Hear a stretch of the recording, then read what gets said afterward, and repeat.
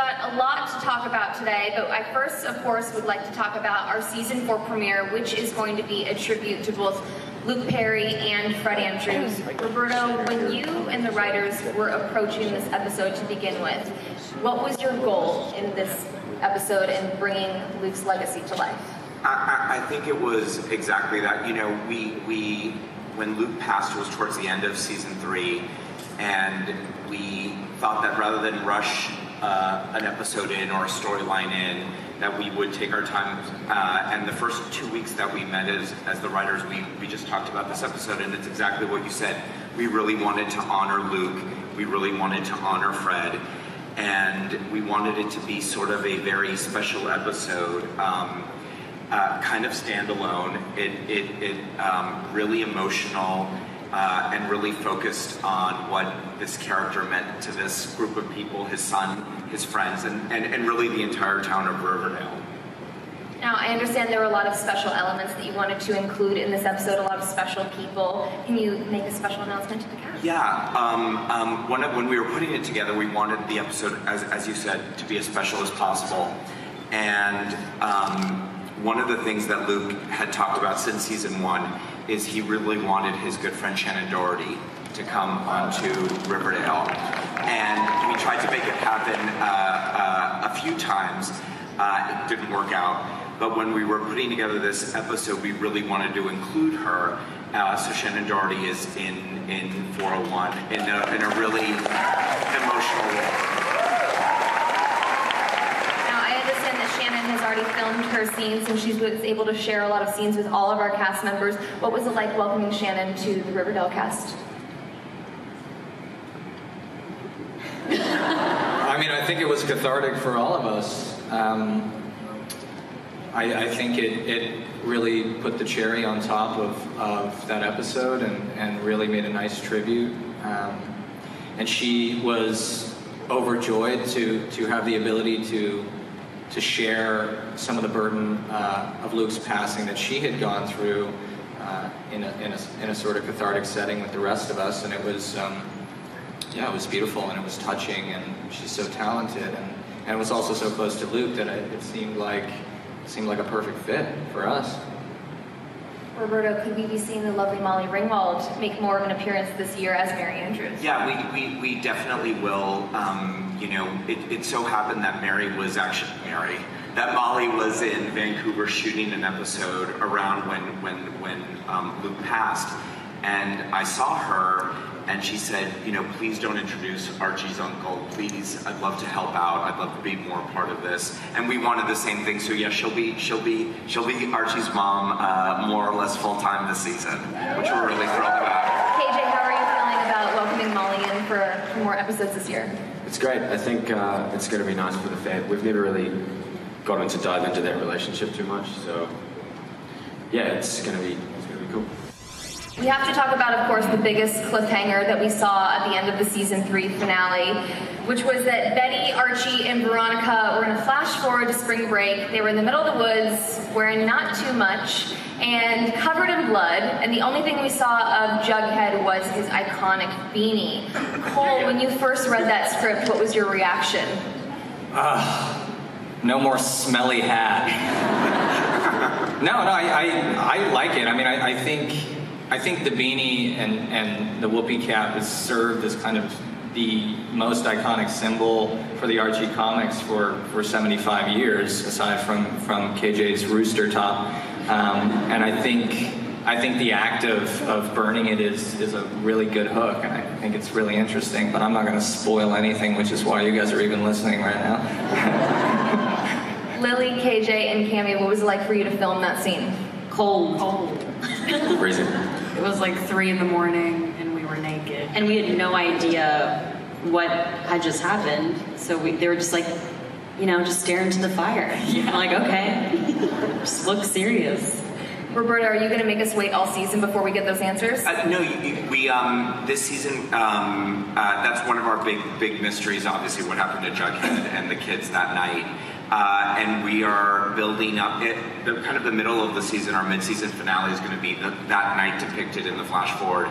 And in episodes leading up to it, we're going to flash forward to other events from that night and immediately after that night. So you'll start to kind of piece it together, I think. And I'm also really excited because we're getting a Halloween episode this year. Why is this so exciting for Miss Cheryl Blossom? Well, it's her favorite time of the year, naturally, as the gothic heroine that she is. So it's going to be a very fun episode. And it's episode 4. We've never been able to do a Halloween episode because the schedule's never worked out. So this year, episode 4 airs on October 30th. So we've got a really fun, spooky episode for everyone. And someone died?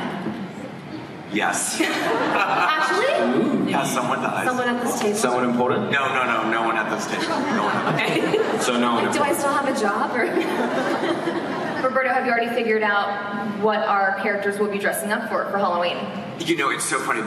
I do know what Archie's going to be. Spider-Man. We're calling it out. I know what Archie's going to be dressed as, and we're trying to get clearance on some DC comic book characters for Cheryl and Tony. Cool. And Betty is at home giving out candy to trick-or-treaters, so she's Of course. No fun allowed for Betty. No fun allowed for Betty. She's sad. No. You've got a fun story, scary story. So I'm the one who dies. I'm the one who's the killer that night. Let's keep the conversation going with focusing on Betty. Betty and Jughead have always had a lot in common, like their shared love of sleuthing and the ability to look amazing in leather jackets. But now they also have a shared half-brother, as we were introduced to Charles in the season 3 finale. How is the introduction of their real half-brother going to kind of shake up their dynamic this year, Lily?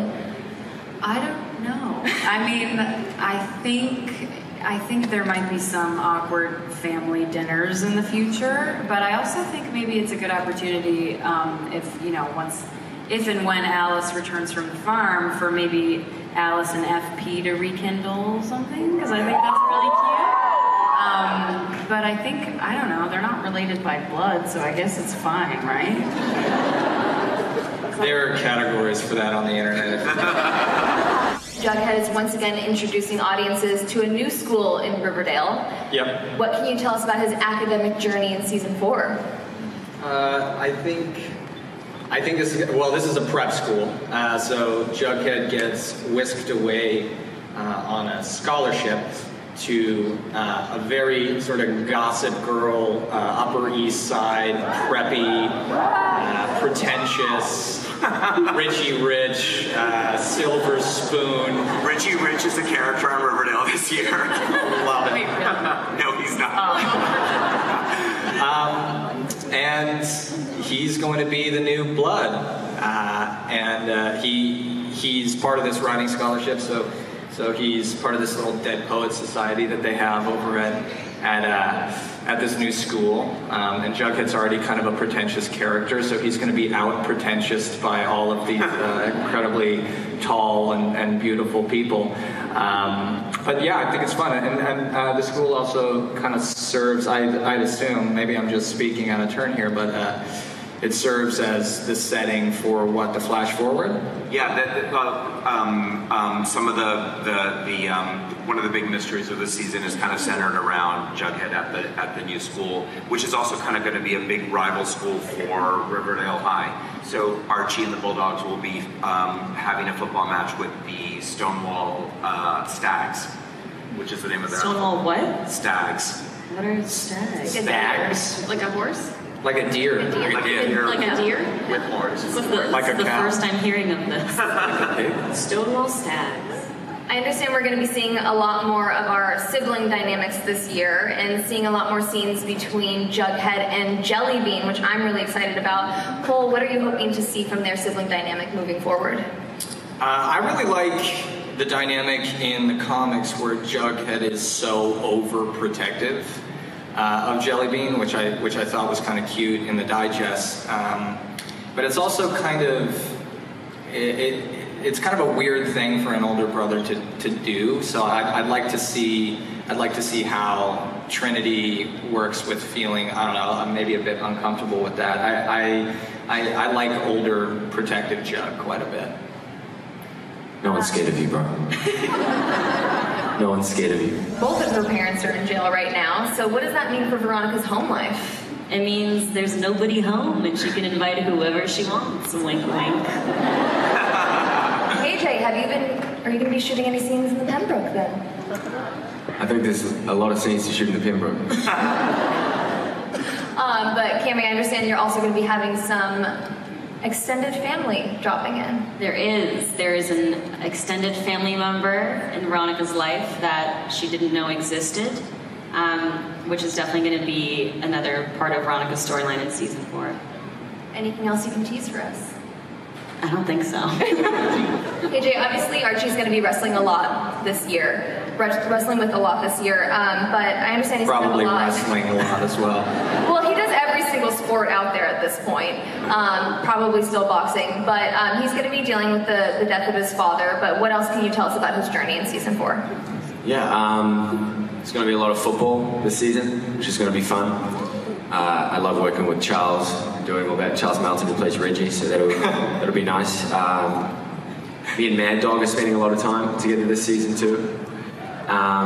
It possibly AJ, could be the big announcement about Mad Dog. Don't forget the announcement. Tell something them. that I'm really excited about actually is we're finding out his real name, which is something I just, I know you guys are really excited about. We're all really excited. We're all very excited about it. No, Mad Dog needs a name. and he could possibly be being introduced into the Bulldogs, which could be fun. But yeah. Well, and you can't talk about football and Archie without mentioning music. Mm-hmm. So what can you tease for the fans that's coming up? Call for starting a band, Called? the Archies. Roberto, why did you want to bring this iconic Archie's comic band to life this season? You know, it's funny when I originally pitched the TV series. In my mind, the end of season 1 was going to be a big battle of the bands between the Archies and the Pussycats, and of course, the show then became what it became. And as we were getting ready to do a bunch of stories set in the high school, because it's senior year, I was like, it's this year or never. So we're doing a Battle of the Bands episode, which I think will be really, really fun. Who's on what? Yeah, I know Archie's playing. Break the instrument Guitar. for us, Roberto. Yeah, well, in the cartoon, Archie's guitar and lead singer, Veronica's tambourine. No, that's Betty, I'm pretty sure. Oh, that's Betty is the tambourine. I think she's the tambourine. Jughead is on drums, and then Veronica keyboard. Maybe. Saxophone. Down. Yeah, we'll figure it out. Saxophone. Saxophone. For sure. Saxophone. Cole, I think I speak for all of us when I say you blew everyone away on the song 17 in the musical episode. So is Jughead singing going to be a more regular occurrence? Every episode? I don't know, Roberto, is it? Jughead joins the a cappella band, a cappella club at the Crystal. No. Oh my god, I actually thought you were That would be so good. I do love every time we get to hear Madelaine sing. She has such an amazing voice. Will we be hearing her more this year as well? Yeah, definitely. We'll still be doing. We're definitely going to do a musical episode the way we did in season 2 and 3, and we'll have songs kind of throughout the seasons as we normally do. Thanks, Leanne. That's all I know. Well, it wouldn't be Riverdale unless we, of course, talked about some relationships. So we're going to go through some of our favorite couples right now. And for our cast members, you can tell us what you know is coming up for them, and then also what you think their ideal date would be. So kicking us off, Madelaine, what can you tell us about Cheryl and Tony in season 4? Well, I love them together. We come off in season 4 starting with them in a fairly strong place, like they're starting off well. Obviously, Cheryl is keeping a body-sized secret from her girlfriend, so I think we'll probably get into the stickiness of that in a little bit. But Madelaine, truly hope and believe that Shoni is endgame. I think they're so sweet together, and Tony brings out such a great side of Cheryl, so we'll see, I guess. It's up to this guy right here. And then I guess our perfect date would be going on the motorcycle and just, going around the block, staying at home, watching a movie, I don't know. Amazing. Cute stuff. Dope. Very cute. Lily and Cole, what can you tell us about Betty and Jughead in season 4? I don't know. I'm not told anything, but love you too, guys. We are, Jughead is going to prep school, so he's only going to be in Riverdale on the weekends. So I don't know. I mean, I think Betty is really supportive of him, and she thinks he's such a good writer, and fully supported him going to this school because she wants the best for him and for his education. He wants to be the first Jones man to go to college, so she's super supportive of him. As far as their relationship, I think they're strong, but I'm sure something's gonna happen. Yeah, I mean, as of now, they're super strong. But I'm sure the prep school in there, I'm sure there's going to be, a little bit offbeat outsider, manic pixie dream girl inside of the prep school. It's just the same kind of offbeat as Jughead. I have no idea, but they're super strong right now. And I think the distance can make the heart grow fonder. And if you had to plan an ideal Bughead date, what would it be? I was thinking probably like an exit game. You know those games? Yeah, the escape room. They'd solve it in like half a second. Can't escape your feelings. Right. Can't escape your feelings. KJ and Cammy, what can you tell us about Veronica and Archie this year? Pretty solid, Solid as ever. Bachi's killing it right now. I think with both of them going through stuff this season, I think it's good they have each other, and it means a lot to both of them. Yeah, I think especially with everything that's going on in Archie's personal life. We saw Veronica last time when something tragic happened. She didn't know what to do. She didn't know how to be a girlfriend for him. And then this time we see her really stepping up to the plate and being there, being supportive, being strong for him. And it's made them stronger. And their ideal date? Their ideal date? I don't know. Like a shower. Under the shower. Probably a shower.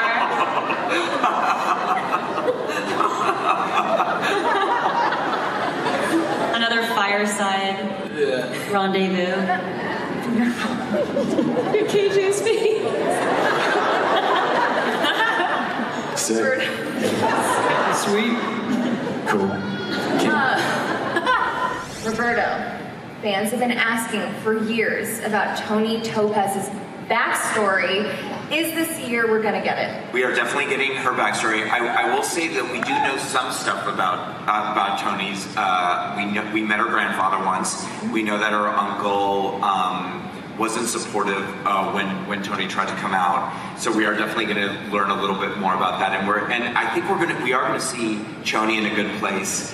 And we've got some fun stuff planned, for instance, on Halloween for them. Like what? Do you want to spill the tea, or? Let's. So we will be getting more. Yes, for sure. Fantastic.